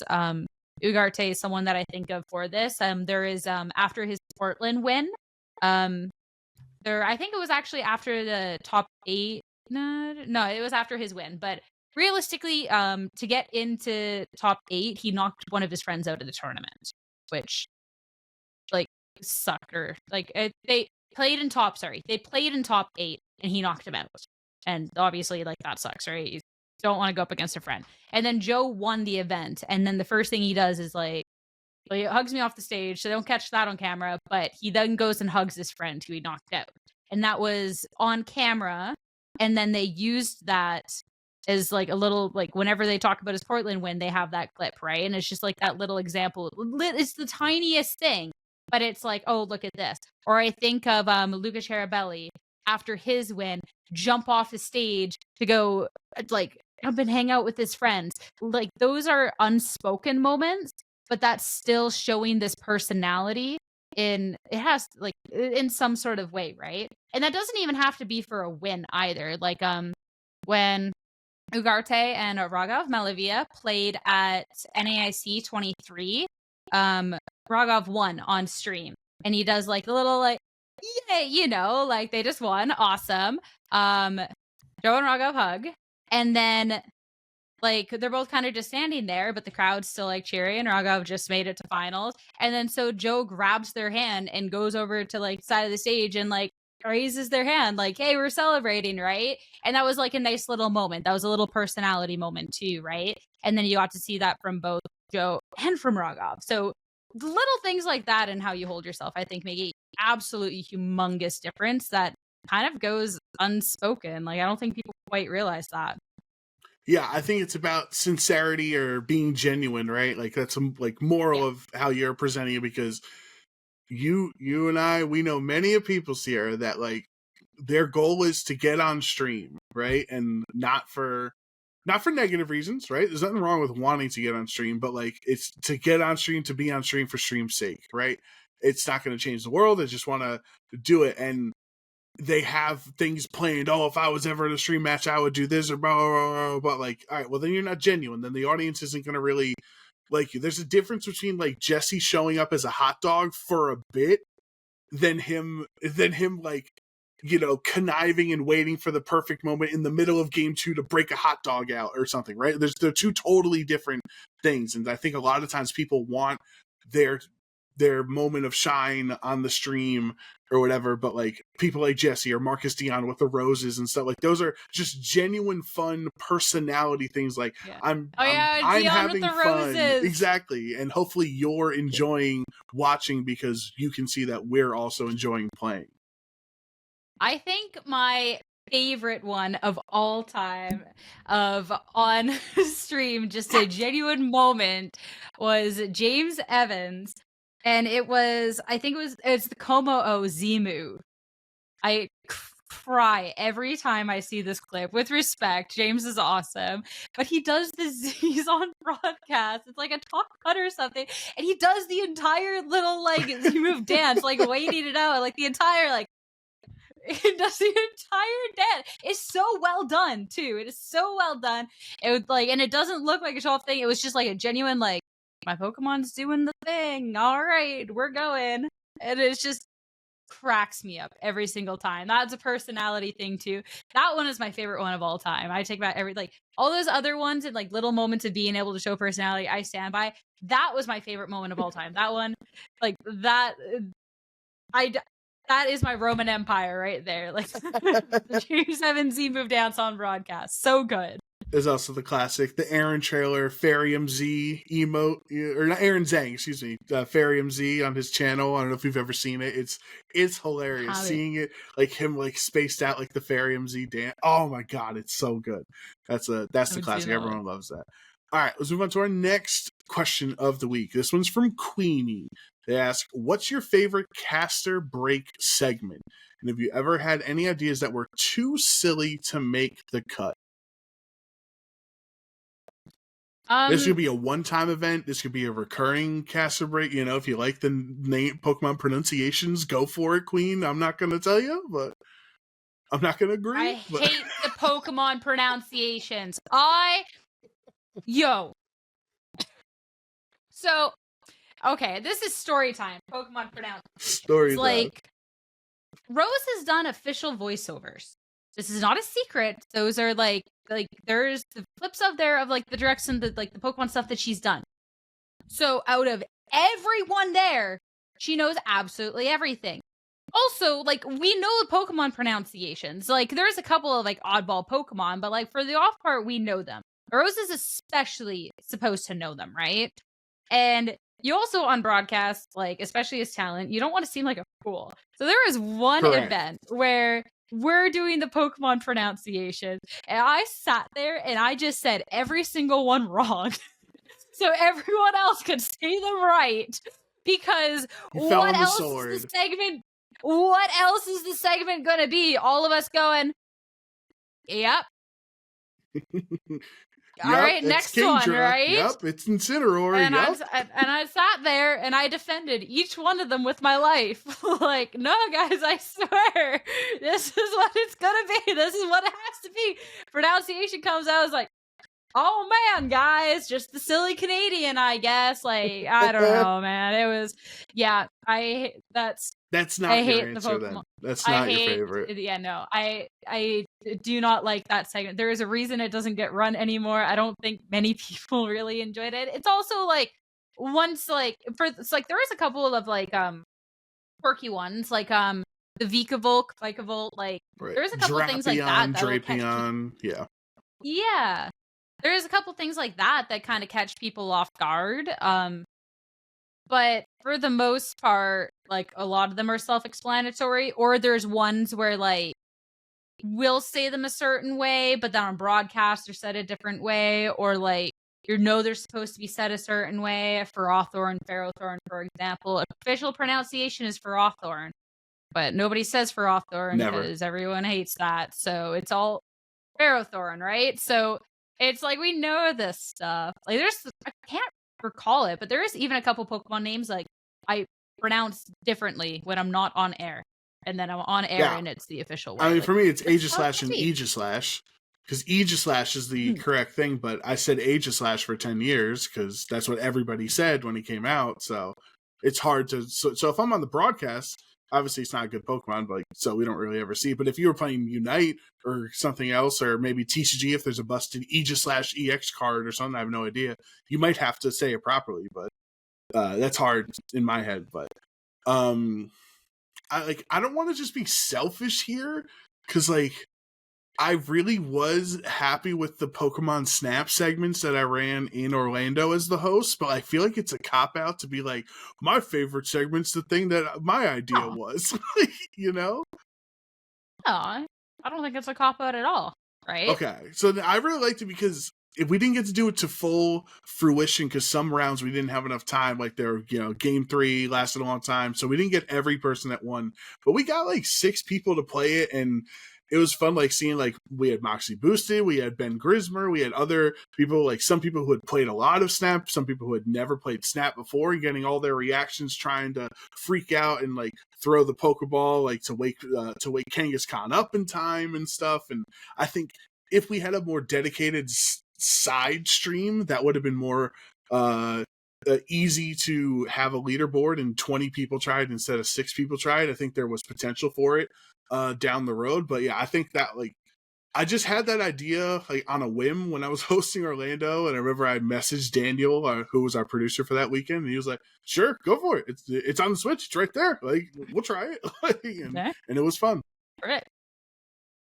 No, that one's I love Pokemon Snap, so it's a fun one. I have to say, so this one could have been make or break depending on how it played out, but it ended up being hilarious because Aaron lost his mind because I did a devious job at planning which order this all went down. But the Pokemon colors. So every Pokemon has an official color, only one. And I brought up a bunch of Pokemon that the color does not seem to match what you would guess off the Pokemon. And it's so arbitrary. Yes. Genuinely. Sometimes it looks like what would be the actual Pokemon skin, but then it's actually supposed to be the fur. So then you're like, okay, well, it's the fur, right? So the next one, you pick whatever fur. No, it's the skin. Like, or it's so all over the place. And Aaron just lost his mind. I think it was definitely good as like more of a one and done segment. But like the casters were losing it. They're getting them all wrong with every single one that went down, it was just like this hole of insanity. So that was really, really fun with kind of how that played out. I think too, a favorite of mine, though I'm not exactly happy with how it was executed. So I want to workshop it. I'm trying to still figure out a workshop for EUIC, but I tried to do like a Family Feud-esque thing. So I actually did a Google like questionnaire and I sent it to my friends that were going to be competing at the event. And I was like, share this with your friends that are competing at the event. So from what I know, it was only competitors that filled this out. So I actually got to do like and like I think like 200 people filled it out at the end. It was actually insane how like wide it got. And then it was like stuff like what they thought was the most overrated restriction, what like they thought was the best one. And it was all community answer, right? Unfortunately, the way that it was presented, of course, people just kind of had to like guess the answer and it was like yay or nay. Like we did try to do like the top 3 answers and points, but it was only with a little text bar at the bottom. But I think the concept for that, amazing. I just need to figure out a better way of like showcasing it. Yeah, for sure. I think they're like Pokemon Family Feud's 100% there. You can say like even it doesn't even have to be off of like competitive questions of what you think is overrated. Like you can ask like, oh, name a Pokemon that VGC players can't stand, right? And so first answer on the board, Incineroar. Second answer, Landorus. That's a great question. If I run that at EUIC, that is a great question. You got to send me that question after this. It's on recording, I'll send it to you. So like you can do things like that too, that you don't necessarily have to rely on the casters and the answerers being in tandem together, because you can just make it more general instead of regulation specific. Well, it was kind of all over the place. So like one was like, what is the cutest reg? I think this was during Reg F. I can't remember. What is the cutest Reg F Pokemon? Right. And then like one was like, what is your favorite Pokemon track in game? Like there was like kind of a scope of things. What do you think is the best Pokemon item all time or whatever? So it was kind of all over the place. It was just the presentation at the end.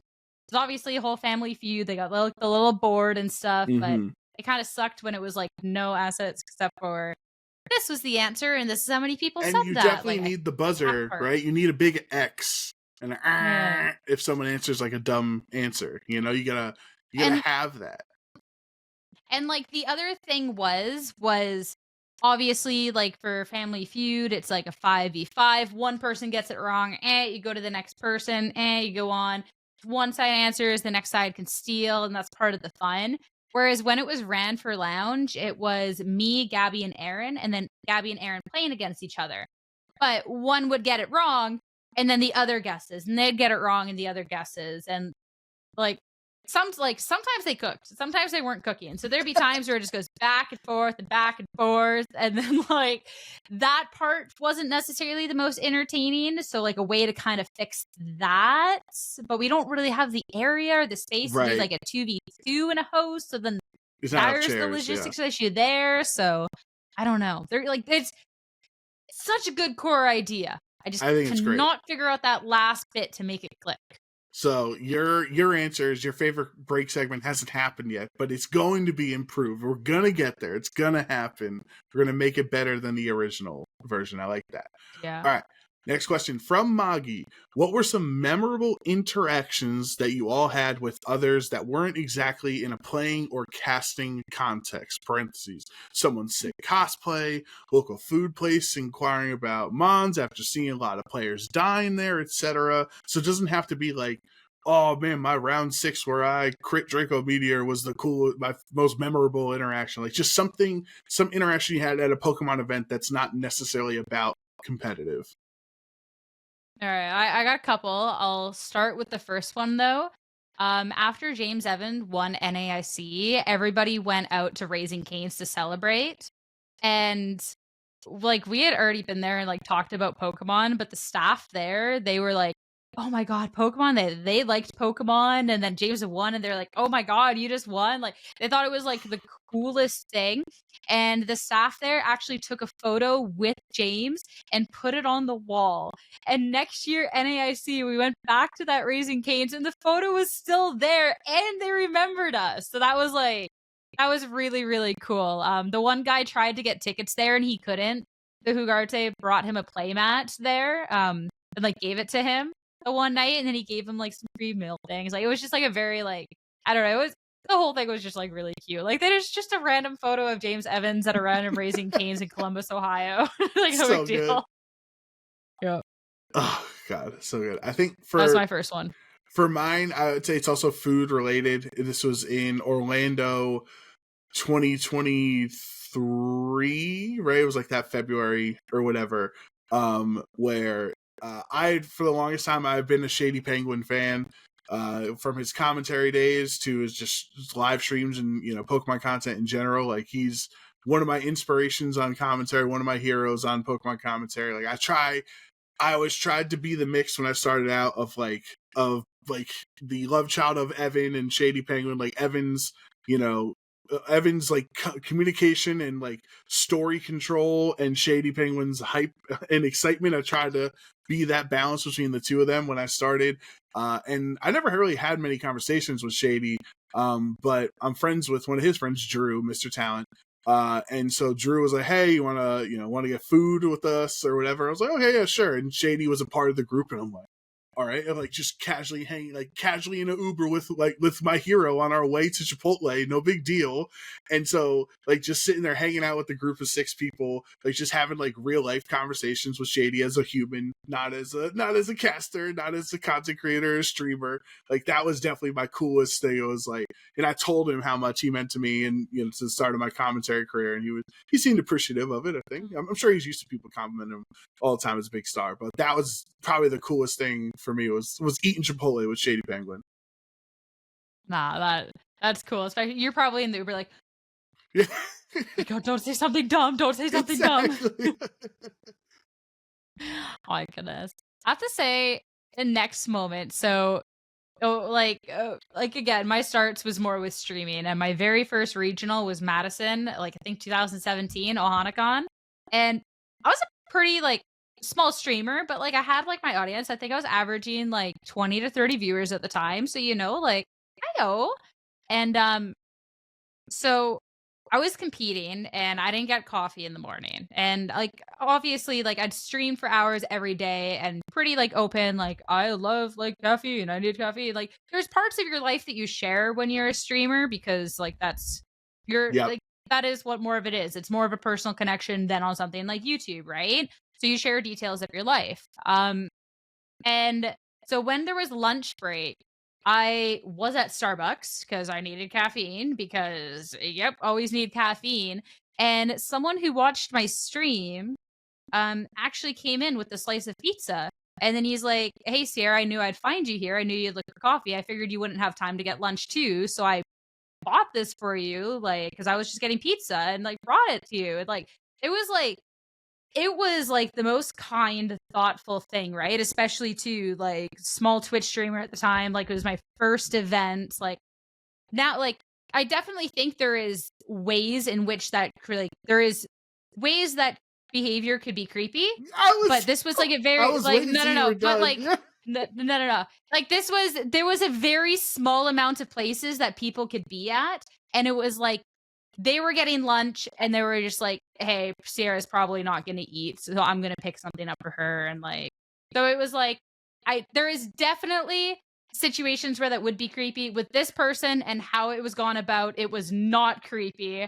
And it was just like a really like nice sentiment. He didn't put arsenic in your pizza. You know what I mean? Like you can't trust strangers.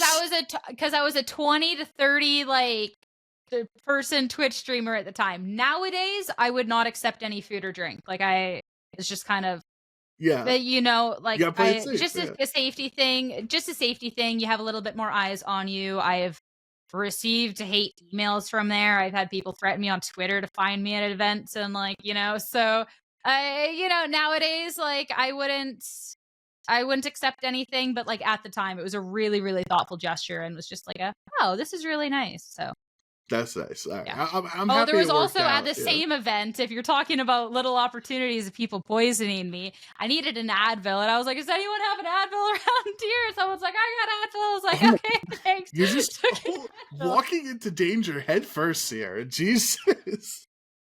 I do, like, I don't know. It was Advil. It made my head feel better. I don't know. At that point, whatever they gave me would probably make the head stop hurting, whether it killed me or it made my head feel better. Like either way, my head wouldn't hurt anymore. So that's true. That's true. All right. Now, this is gonna be our last one. We went on for a while. Last question of the week. Arguably the most important question that we've ever had in the history of OHKO for a history of our questions of the week. And it comes from Mark B.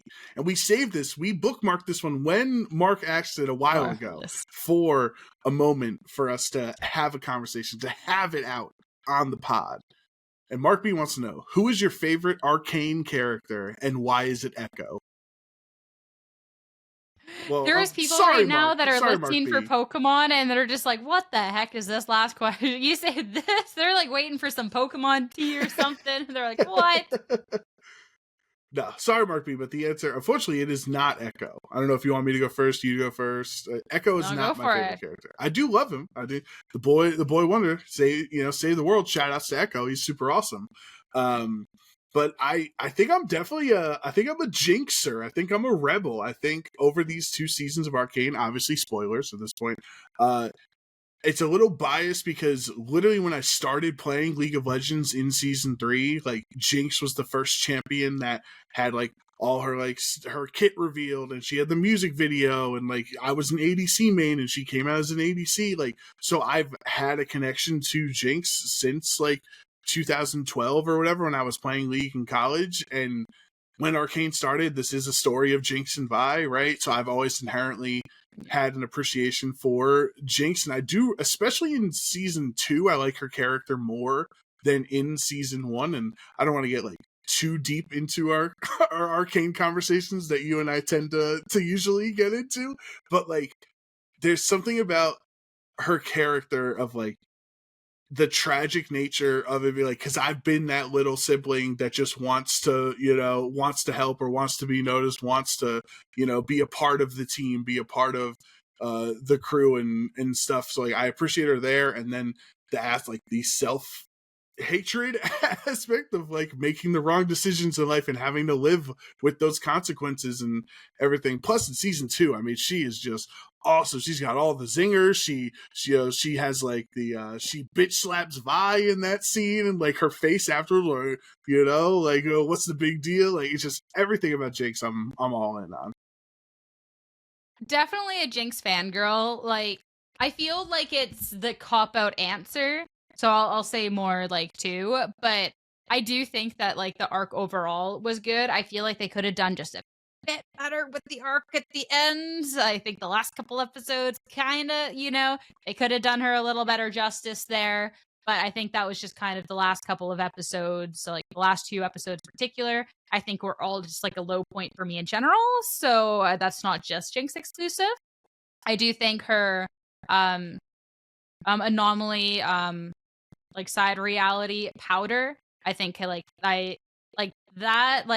mean episode 7 I think is like everyone's favorite episode. Like that's also not original, but I love to see in that different version, and that made me have more appreciation for Jinx, and then also like a lot more connected because it's like, wow, this is what like could have been, right? So really, really enjoyed that. I hated Vi at first, throughout a lot of things, and I think like I'm still like up and down with her, but I do think like after like, okay, well, she's fully lost her sister, and then like the girl she's into lost her as well because of her sister, and she goes down like this spiral, and like you see her like kind of doing okay for herself, doing her own thing, into like progressively like worse and worse, becoming a mess. Like I felt like that was a pretty big like redeeming moment in her character, being like actually seeing the crash out and then kind of like slowly like building up from there. But then that crash out also kind of allowing her to connect more with Jinx on there when like Jinx does like search her out. So I kind of liked her arc a bit more in that. So I don't actually think I know if I have a favorite character. That was just something I appreciated. Echo's awesome, but he doesn't get enough screen time. Heimerdinger's hilarious. The little like Little country playing for the singer that seed and the could, crew. you know. Yeah, nope, that was awesome. I hate Victor. Victor's just Dude, Victor I is don't care such. for We would Victor. need a whole hour to discuss how bad Victor is, and you're not allowed to Yeah, say it no, on the I internet. just People will come at you. n- no, I hate Victor. My Jace hot is take, just like, Jace. So but before just season 1, Jace was my favorite character in Arcane because of the political drama nature of it. People thought Jace was lame and all these things, but like Jace is an idealistic man, right? I want to be the savior of tomorrow. I want to help people. I want to, use science and use Arcane and use all these things to make people's lives better, and I want Piltover and Dawn to join and everyone to be happy, and everyone dancing in the street and having fun. And like, he slowly realizes over the course of that first season that his ideals are unobtainable, right? And like, he can't just be virtuoso, awesome Piltover man, and he has to then make a seedy deal with Silco and Zahn, right? Like, against his principles, but the only way to accomplish his goals is to betray his own principles, but it's for the best of the people, so it still is in line with his principles. Like, the political aspect of Jason season 1 was so good to me. I loved it.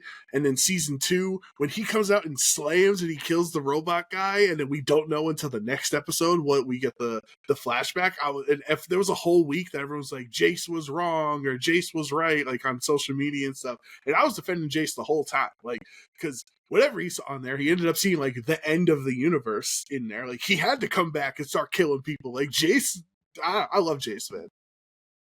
I didn't like Jace up until then. Like, I didn't like first off, like, his voice was annoying. Like, I'll make this a better place. Like, he was just kind of like annoying, right? And then just like compromising other stuff, and this whole thing with Victor. Cause like, I kind of liked Victor before, but like, I don't know, just the way he treated people in that was just kind of like, no.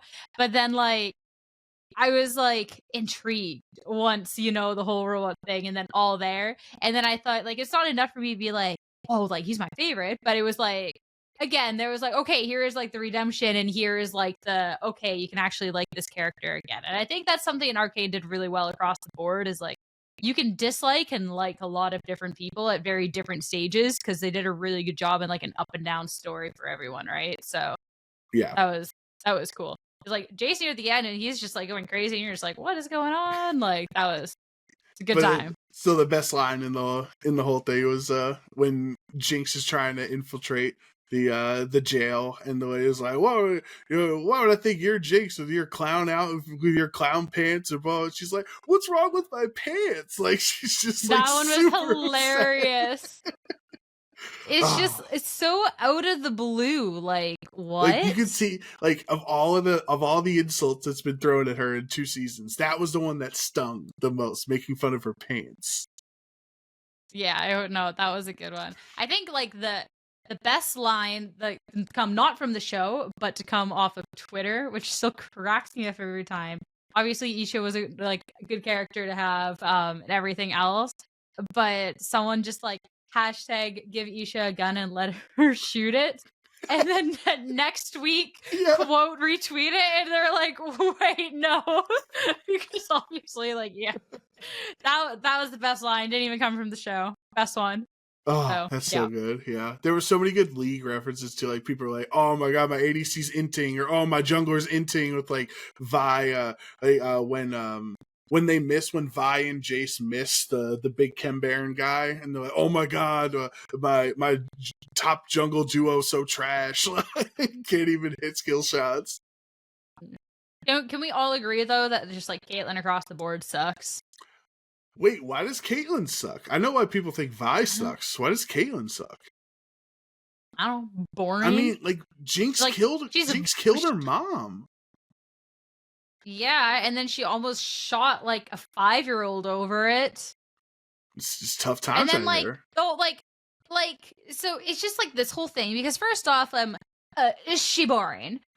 First off, then like she goes all like crazy like revenge when her mom dies, which okay, like kind of understand that. almost shoots a 4-year-old in like her rage, right? Like she's going crazy. And then she sees Vi for like 1 second, and then she's like, actually, I'm gonna betray like everyone back home, and like we're gonna stage a coup for like your like murderous father here, who actually just killed a bunch of my people, you know. But like, you know, it's good. Like, it's just like what, like it's all over the place, and I feel like if they did like a better job like showcasing that on air as to why she's going down these routes, but it just seems like, how do you go from like, I am going to murder a toddler to, all right, well, actually, I'm just going to let your father murder more of my people. And that person I was trying to kill, where I was killing a toddler, like, she's fine too now. Like, I still don't really like her. Like, whatever, let her live. Like, it's fine. Like, what? It just doesn't make sense. So, yeah, she just sucks. It's boring. I understand. She doesn't pull off the eye patch. Like, it's just she does not pull off the eye place. patch. I mean, she also doesn't have an eye patch in League, so it doesn't make sense as you know. We've been down this road, you and I, like the inconsistencies from Arcane. My biggest hatred of Caitlyn is she very clearly has purple hair in League of Legends, and throughout Arcane, she is very often having like a bluish, you know, hair color, which is just not her hair color. I don't want to be a stickler for the details, but like, it's just not, it's not my Caitlyn. My Caitlyn has 2 eyeballs, okay? She doesn't have a patch. She has purple hair instead of, she wears a ridiculous hat on top, you know, not a fashionable, hat that she wears in the show. Like, it's just not my Caitlyn. That's my hashtag. See, like, I don't really have issues with, like, the Caitlyn changes when, like, Victor is right there. Like, I know, obviously, like, you have issues with that one, too, but I think there's... I think there's bigger fish to fry. So, like, bro, I'm very okay with it. Like, it's an like, it's, you know, but it's not an adaptation because it's canon. Fine. It's not an adaptation. If it was an adaptation and if it was in its own Arcane universe, we'd be cool. I wouldn't care, but it's then not. She dyed her hair. Like, it's not the end of the world. What happens to her eyeball? Like, or this was like later in time or something, like, you know, because like obviously like near the end of that, like Jinx, like, or like her and Vi are chill in League, like their voice lines, like they ain't chill, you know. So I mean, but there's also also in the League, talks of like when in the timeline is all of this, right?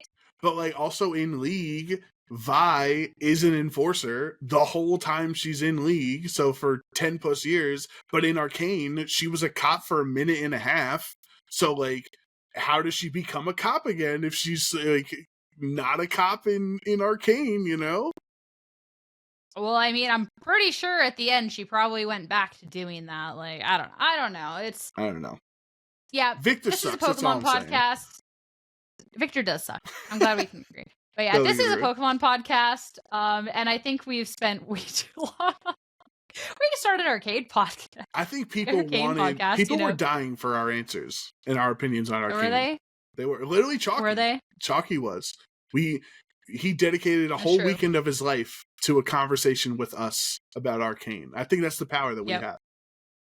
And then I opened my phone to like 20 messages from him going in detail about everything once he had caught up. And it was like, oh my God, it was awesome. It was hilarious. Good stuff. Good stuff. Also at dinner, so I could talk to Chalky about, like, because you and Chalky were talking about Arcane. And Gabby's, of course, sitting next to her husband, as like most people would. And I'm like, Gabby, you need to switch me spots right now so I can go talk Arcane with your husband and joke around. And me and her literally swapped spots. So I sit next to Gabby understood the significance. She was like, understood. Yeah. Yeah. Oh, because like otherwise we were just talking over her. Like I was joining in the conversation either way. This way she could talk to like everyone else at the table. So yeah. Gabby's a real one. She understood. But yeah. All right. Anything else? That's it. That was our last question of the week, right? No, that was our last Perfect. of our questions of the week. Questions of the week. Yeah. So yeah, this was a podcast definitely a little bit more casual, but next week Joe Brown's going to find the best of the best for the guests and have a little bit more of a meta breakdown for EUIC, everything else to expect going into it. As said before, I will be there. I will be your VG host. It's on the website. Talent announcement isn't live. If you could throw your old Canadian a friend, like a like and a yippee when it does go live, I would feel awesome. Regardless, hopefully everyone is tuning into that coverage. I will miss you all next week. Joe Brown, anything else from you before we close out? I'm definitely quote retweeting with Yippee now that you've asked us to like and Yippee as all caps, baby. Okay, you have to know that it's for me though, so you have to go Yippee and then at Sierra Dawn. Okay, that's fair. Okay. So they gotta know like why it's not like a general Yippee. You're like Sierra specifically told me I had to Yippee, so perfect. All right, glad we had this conversation. Great stuff. Thank you. But if you made it to this point of the podcast, you're crazy, but thank you so much. Again, if you're not in the Discord, make sure to be joining the Discord. They're working on a Zacian team right now. The Lunala team was awesome, and there's a lot of great individuals in the Discord to be able to talk to, connect with, and maybe make friends with at an event or two. And if you haven't, like leaving a comment or subscribing on YouTube would definitely be the most appreciated. Thank you all again for listening. We'll see you next week for our next episode of OHKO. Till then, take care.